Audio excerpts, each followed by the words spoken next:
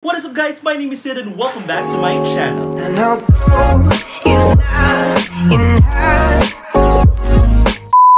Alright, for today's video, I'm really excited to do this. Pero bago tayo mag-continue sa ating vlog, gusto ko lang batiin ang lahat ng ating mga seedlings out there na happy New Year! Yay! Ready na ba ang mga New Year's resolution mo?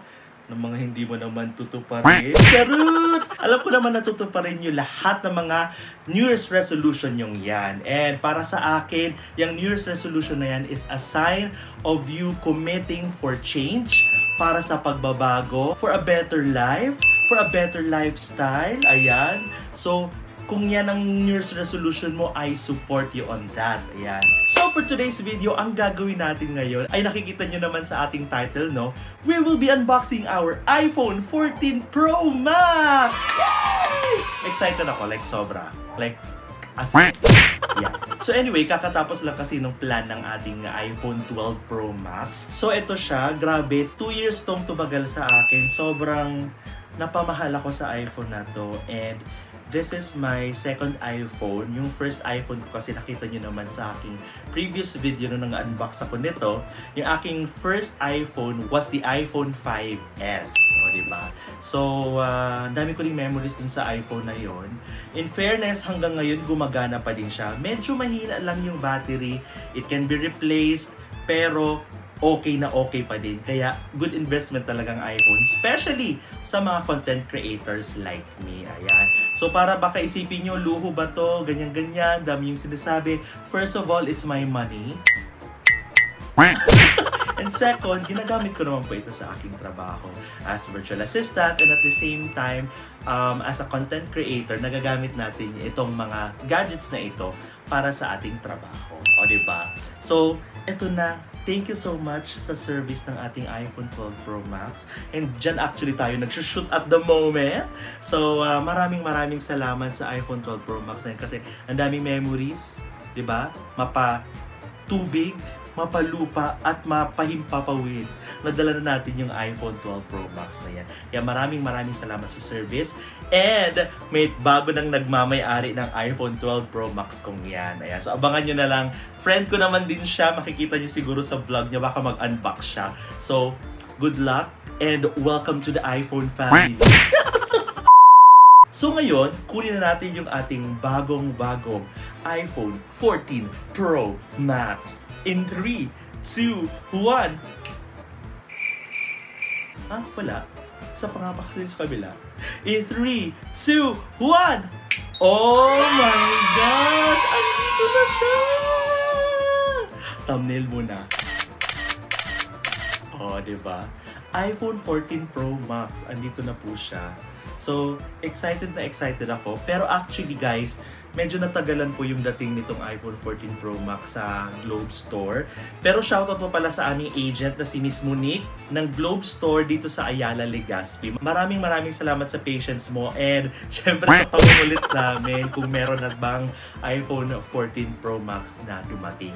So, but actually kanina na-unbox na talaga to guys. Gusto ko lang talaga ipasok to ulit sa box para kasama ko kayong magbukas ng bagong phone ko. So, ito actually yung pag-unbox na literal kasama ni Miss Monique. Ito siya. Wala mang siyang issue sa camera. I-check natin.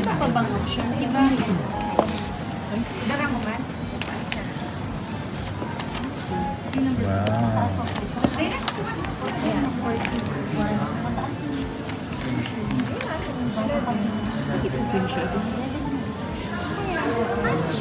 Kaya dapat talaga ma-check siya before i-ano.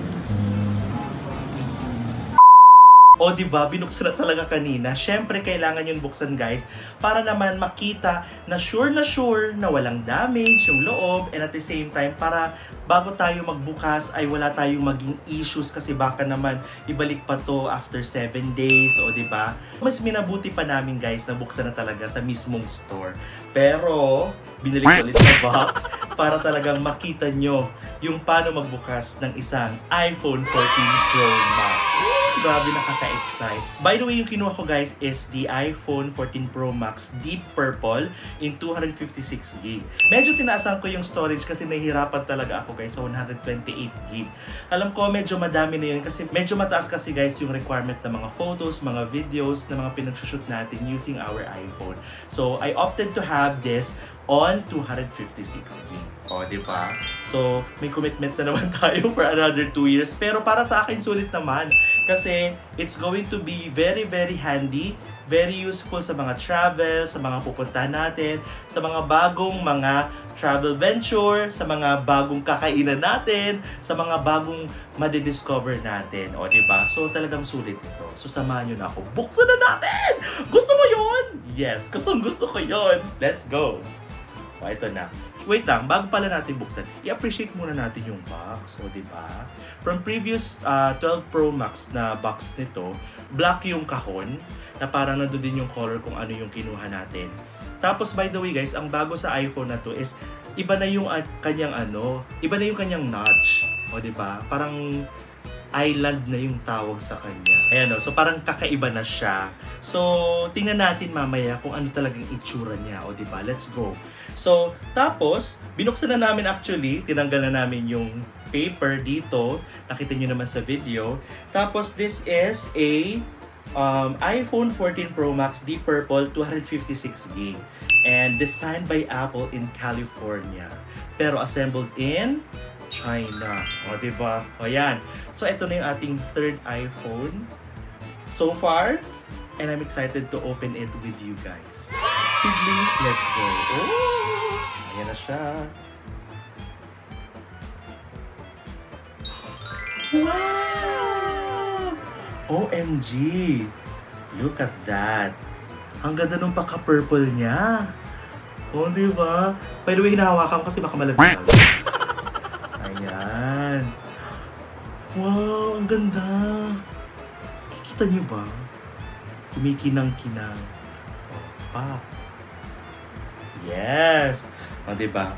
So, yun yung ating iPhone 14 Pro Max in Deep Purple. Ang una ko napansin is medyo malaki na talaga yung kanyang camera.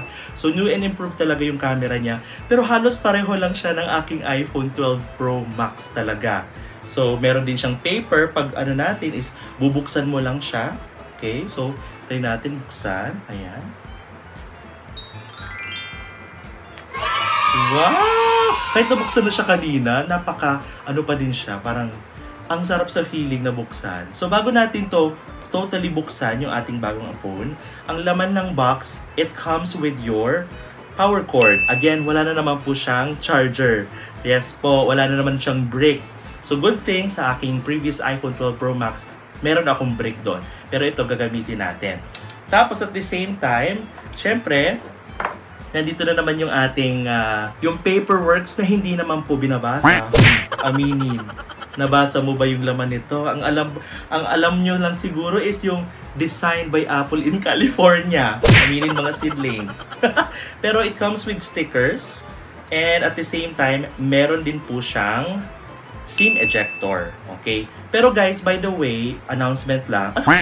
By the way guys, yung aking current SIM card ay pina-convert ko into eSIM.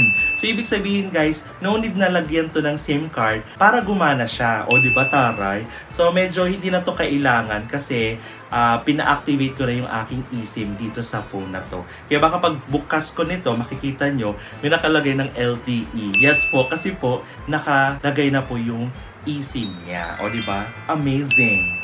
Okay? So yan, mga paperworks. And, of course, ay, ano to?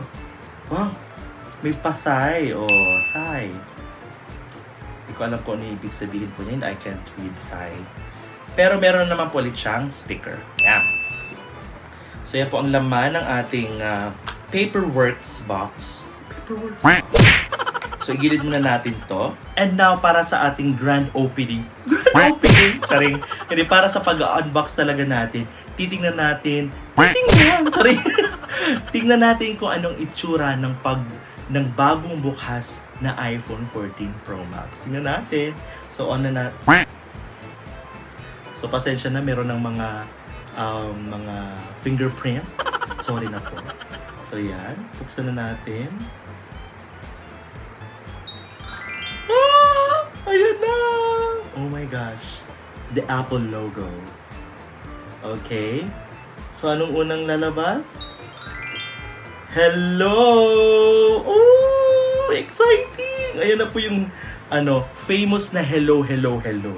Diba? Ng different languages sa buong mundo. O, diba? So, ayan. So, all you have to do is swipe up. And syempre, pipiliin mo kung ano yung kung anong language. Para sa akin, Espanyol. Charis! Hindi. English lang po. Ayan. So, syempre, country, Philippines.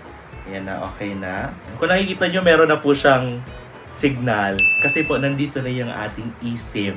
So, perfect na perfect. Dire-diretso na tayo. Ayan, lagay natin yung internet natin. Let's go. Ay, internet pa. Okay. Ang ganda nung paka-purple niya, guys. No? Ang ganda. Okay. So, ayan. It may take a few minutes to activate your iPhone. Habang tayo naghihintay ng pag-setup niya, buksan muna natin yung ating mga in-order pa from Lazada and other online platforms, mga cases ng ating bagong iPhone 14 Pro Max. So, buksan natin na siya, guys. Let's go. Ito na siya in 3, 2, 1. Oh, diba? Napakarami. Oh my God. Sobrang ka-excitement ko, guys. Talagang bumili na ako ng napakaraming cases. Kasi last na bumili ako ng yung aking 12 Pro Max natin ay na-late yung mga cases. So ngayon, sabi ko, para maprotektahan agad yung ating bagong iPhone, talagang bumili na agad ako ng mga cases. So, diba? So, pakita ko sa inyo yung aking cases haul. O, diba may haul? Ito, trinay ko ng buksan, pero hindi ko pa na-try. Pero this is actually the glass protector. Murang-mura ko lang to nakita, guys. Nakalimutan ko lang kung saan ko nabili. Pero I'll put all the links in my description box dyan sa baba para makita nyo at pwede nyo din ma-order kung saan ko nabili itong mga cases and itong tempered glass. O, diba? So, ayan. So, itong tempered glass, ayan, meron ng mga wipes, kasama siya, may instruction, tapos, andito yung ating tempered glass. Ayan. O, diba? O, actually, 3 yung laman nito.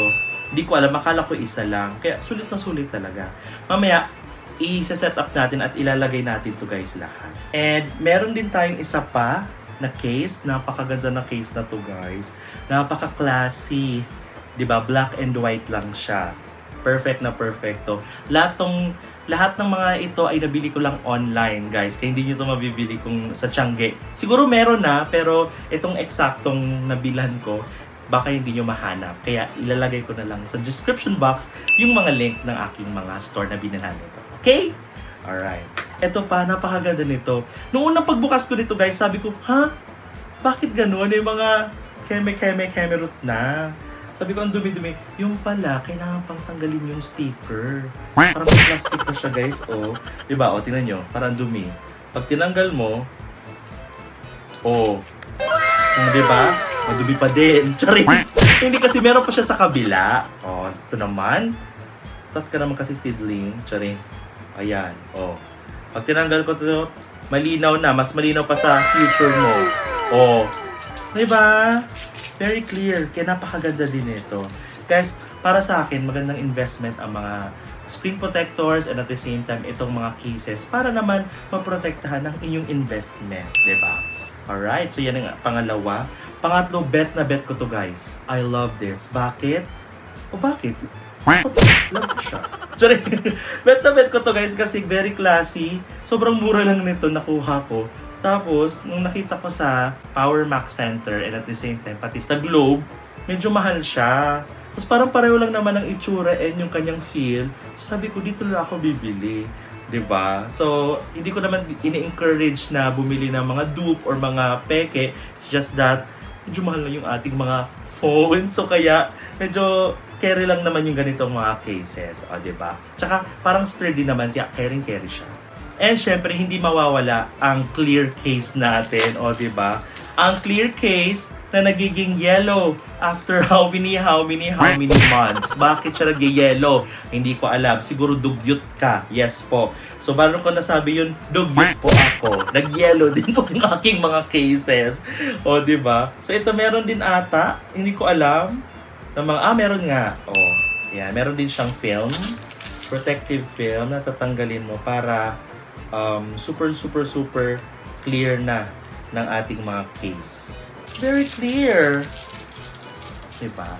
So mamaya isa-isay natin siyang ilagay. Kung anong perfect at bagay, i-comment nyo down below kung anong pinaka-perfect para sa inyo. Yan. So ito, medyo dark naman. Tapos, bumili din ako sa same store nila ng protector ng cord. Kasi, minsan, kapag syempre nadadala natin yung cord, nauunat, minsan nabebend. So, maganda ng mag-ingat na tayo, gumamit tayo ng mga ganito para talagang hindi masira agad yung ating mga cords. Diba? So, 3 binili ko. Hindi ko alam kung ba 3. Saan yung isa? 2 lang naman yung dulo. Parang ako nagbebenta dito guys ng cases. So, eto din, isa din sa parang gusto kong itry ito kasi since ang iPhone natin is in deep purple, pumili din ako ng case na clear pero may purple sa gilid. O, diba? So, ngayon nag-setup na. Ayan. So, Face ID daw. Ayan. Get started. Bongga. Okay. Face ID is now complete. O, diba? So, ito naman, maganda dito sa iPhone kasi pwede mong i-transfer yung lahat ng data mo. Gamit lang itong iPhone. So, magta-transfer lang sila. Ganun kadali. So, i-click mo. You have a lot of options dito, guys. Kung sa dati mong iPhone ay naka-backup ka doon through iCloud, pwede mong i-click yan. O pwede namang restore from Mac or PC kasi pwede mong ilagay doon lahat ng data mo. Move data from Android. Pwede din. O, diba? Data transfer. Don't transfer app and data. Pwede din naman yun. Pero para sa akin, gusto ko ito transfer directly from iPhone. O, diba? Paano yan? Kiklik mo lang. Ayan. So, ang gagawin nyo lang is bring your current iPhone or iPad near this iPhone to sign in and set up. O, diba? Ganun lang. Ayan, no? So, ngayon, magka-cut muna tayo. Isi-set up ko na muna ng very quick. Okay? So, I'll be back, seedlings!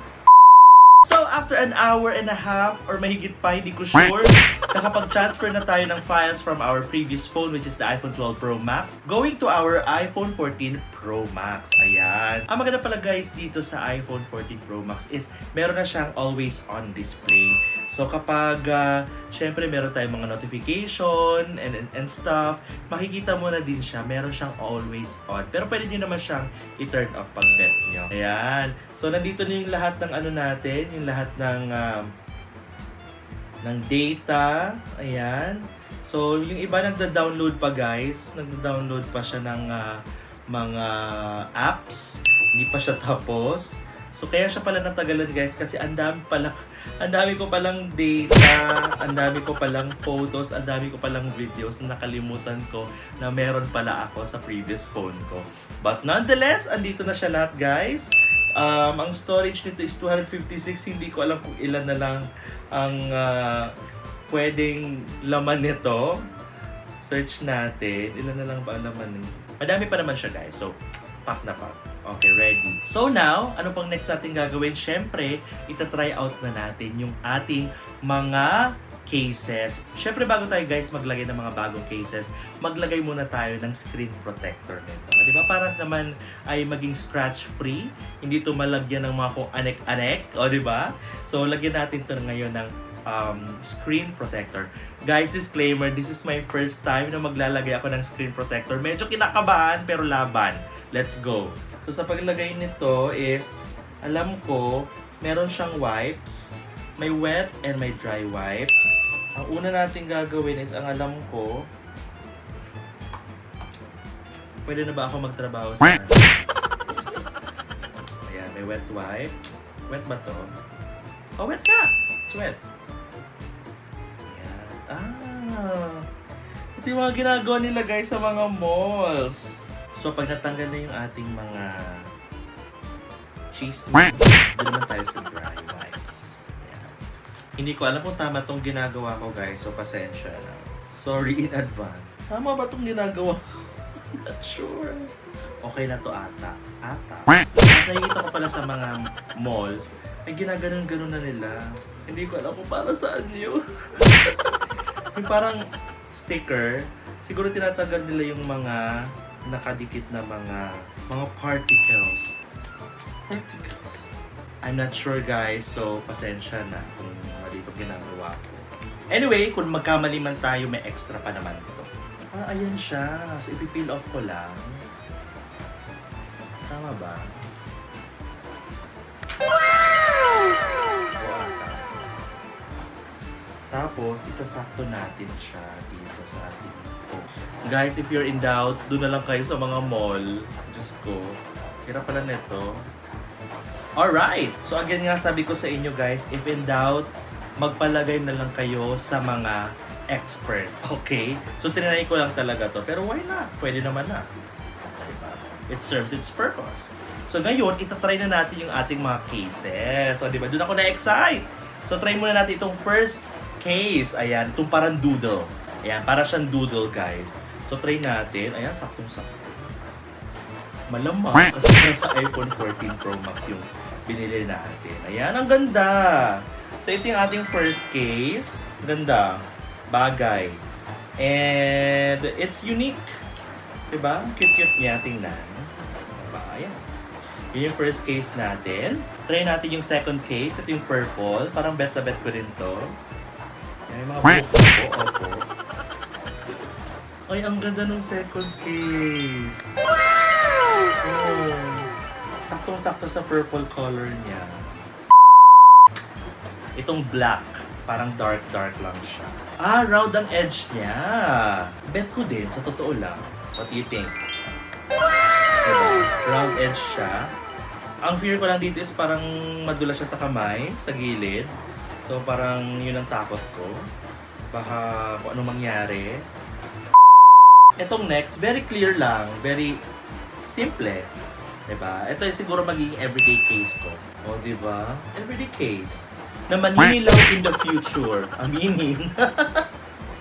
Pero may mga nakikita akong mga videos online kung paano matanggal ang mga paninilaw ng ating mga cases. Next naman, ito, isa sa mga nabetan ko talaga kasi napakaganda niya, guys.